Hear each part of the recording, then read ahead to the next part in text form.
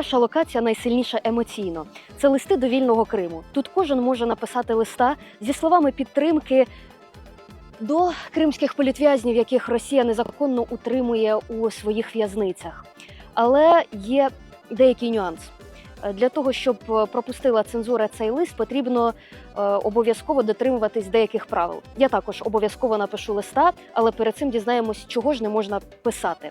Скажіть, будь ласка, яких слів не можна вживати в листі? В першу чергу це те, що може скомпрометувати, наприклад, політв'язня чи політв'язнену, кому ви пишете. Тобто ні в якому разі не можна обговорювати особисту справу, не казати, що так, ця справа скомпрометована, сфабрикована, коротше, от такі от вони погані, грубо кажучи, бо ви можете дуже сильно зашкодити цьому політв'язню чи політв'язненні.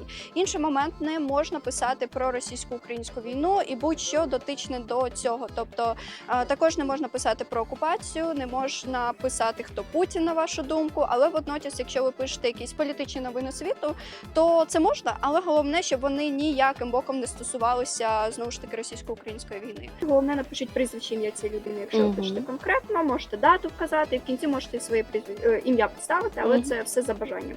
Нам бажано знати, кому ви конкретно пишете по прізвищу імені. Ірина Данович. От є політв'язні, у кожного політв'язня є своя папочка на Google диску. Хай це буде. Ми завантажимо туди ваш лист, і потім його вивантажать, розпечатують люди, які будуть ці листи передавати. Тобто це можуть бути адвокати або просто небайдужі, які цим займаються. Ось таке механізм.